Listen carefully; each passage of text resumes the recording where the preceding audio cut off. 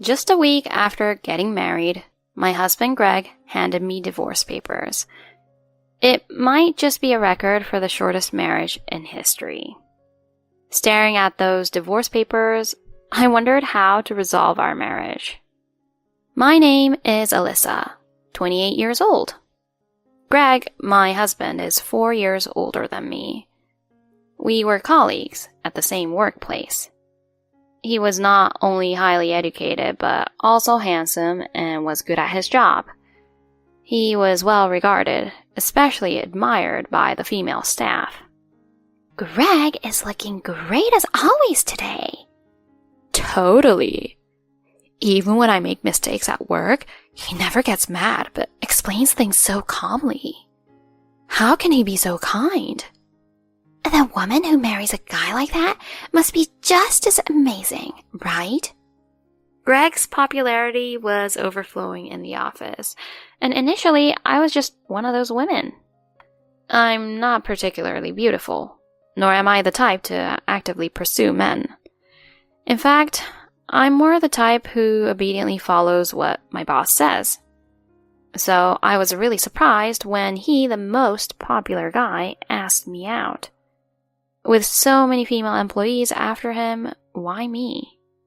It was a mystery, but of course, there was no reason to refuse. After a year of dating, he proposed to me in a wonderful restaurant. That moment changed my ordinary life completely. A few days later, I met his mother, Tracy, and realized, oh, I'm really going to marry this man, as I felt tears of joy. My first impression of Tracy was that she was friendly and kind. She smiled at me, making me feel at ease. Nice to meet you.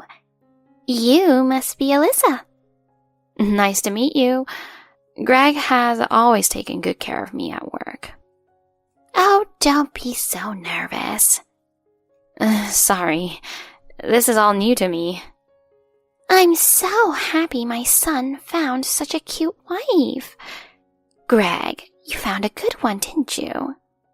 He responded with a pleased, right? I thought to myself, how lucky am I to become part of such a wonderful family? It felt genuinely blissful.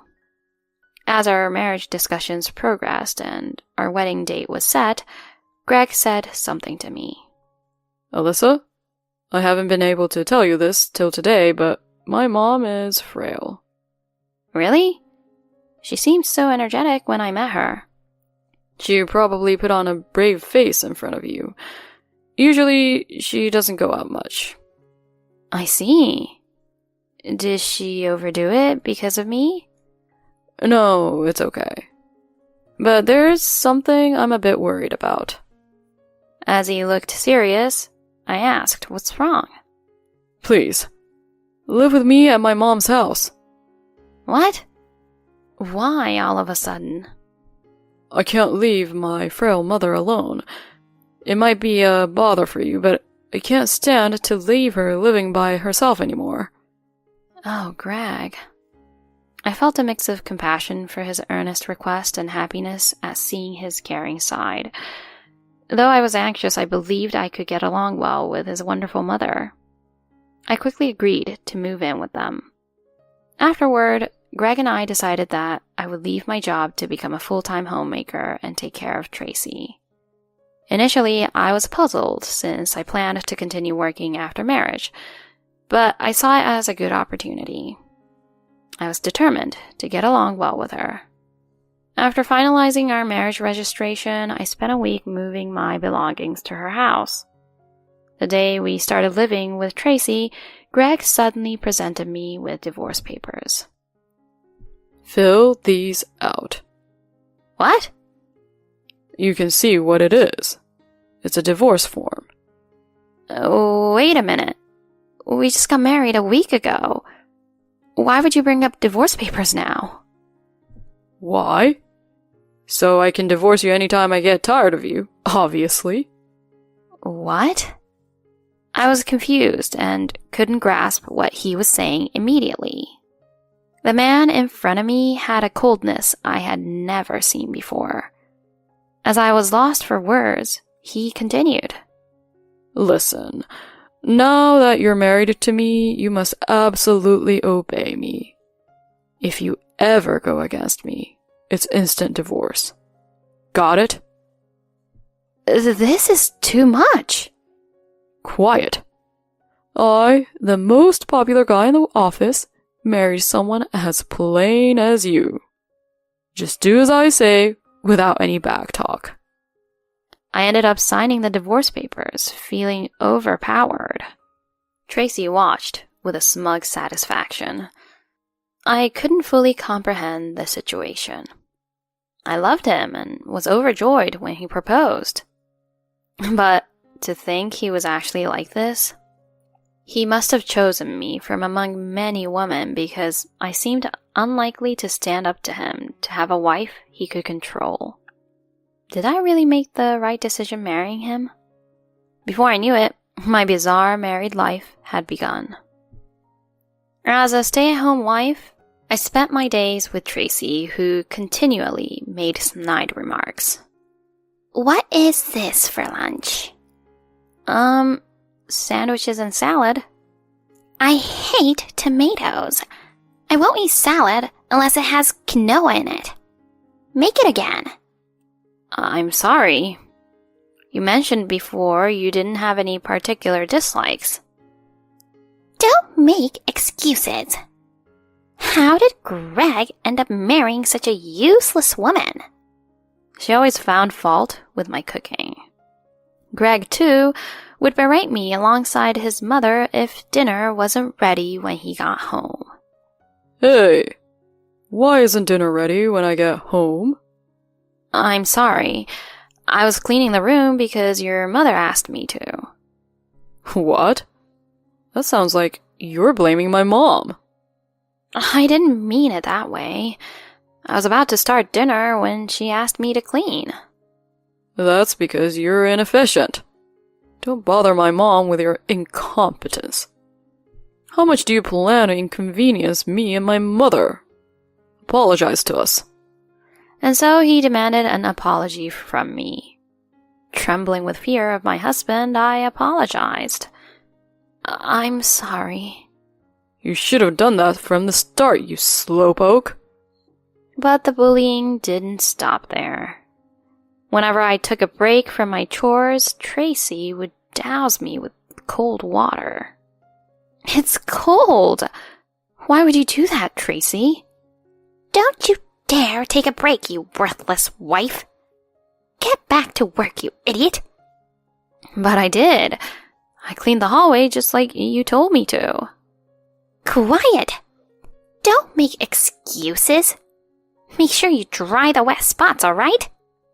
Understood. As these days went on, my self-esteem plummeted. Was I being treated this way because I was a failure as a wife? Was it because I wasn't good enough as a person? Some might call this brainwashing, but I was so manipulated by them that I didn't realize my own thoughts were wrong. Desperate for their approval, I worked hard on the household chores. Regardless, they constantly nitpicked. Look, there's dust here. Don't just sit there. Get back to work. Despite the claim that Tracy was frail, she showed no signs of it, enjoying her days bullying me. In hindsight, it must have been a lie Greg concocted to turn me into a convenient housemaid. Back then, I naively thought it was just normal to live together like this. One day, my mother-in-law and husband said they were going out, and I was to drive them. I would have some time alone for a change. That's when Sally, Tracy's neighbor, came over. She looked serious and asked, Hey, Alyssa, are you okay? What do you mean? I saw Greg and Tracy yelling at you when you were getting into the car. I've heard her loud voice when passing by your house before. I've been really worried about you. It seemed she had noticed the bullying, so she took the chance to talk to me while my husband and mother-in-law were away. Are you okay with this? I'm really worried about you. You've been looking more worn out since you got married. That's because I'm a failure as a wife. What are you talking about? From the first time I spoke with you, I knew you weren't a failure. You must be trying so hard. You can't get used to being treated like this. Saying this, she unexpectedly teared up. I found myself tearing up too and ended up telling her everything. After listening to me, she said with a serious look, Leave the house. Huh? Just leave the house. But Are you okay with this? Won't you regret it? she firmly grabbed my shoulders. I was bullied by my mother-in-law right after I got married too. It was really tough. I understand how you feel. You'll waste your precious life if you continue living this way. You're a wonderful person. You deserve to be happier. Sally. That was the moment. I decided to divorce my husband. I felt light, finally realizing I had been brainwashed. I don't want to be with them anymore. This isn't the marriage life I wanted. I found myself crying out loud. Sally comforted me all the while. When I calmed down, she said, It's not too late. You can start over. Yes, thank you, Sally. Then I quickly packed my things and left the house without telling my husband and mother-in-law, taking the divorce papers with me. About 10 hours later, Greg must have realized I was gone because he kept calling. I stayed in a business hotel that night and answered his call the next day when I had calmed down. Hello? Right away, I heard him yelling. What the hell do you think you're doing? What do you mean? What can I do for you? Don't play dumb. Why aren't you answering your phone? And why aren't you at home? Because I left. What? You left? He must have thought I didn't have the courage. He continued mockingly. What are you talking about? Are you trying to get attention by running away? Stop playing such stupid games. I'm not playing games. I left of my own accord. Is there a problem? Huh, talking back, eh? Just come back and do the housework. That's all you're good for, you useless wife. Useless? A terrible wife? How many times had I been subjected to such insults? I used to be hurt by his words, but not anymore. He continued to yell at me. Come back, right now. I cut him off. I won't come back. We're divorced, remember? Why should I return? What? Divorced? He paused, and I could hear Tracy's voice in the background because the speaker was probably on. Didn't you hear me? We're not married anymore, so I have no reason to go back there. What are you talking about? I never agreed to a divorce. But you did. You forced me to sign those divorce papers. You filed those papers? Yes, I submitted them when I left. I could hear him rushing around, probably checking for the papers. They're gone. Mom, the divorce papers are really gone. What? So she actually submitted them? Damn it. Why did this happen? What are you doing, you idiot son? This defeats the whole purpose. Sorry, Mom. After hearing their ridiculous exchange, I couldn't help but respond with heavy sarcasm.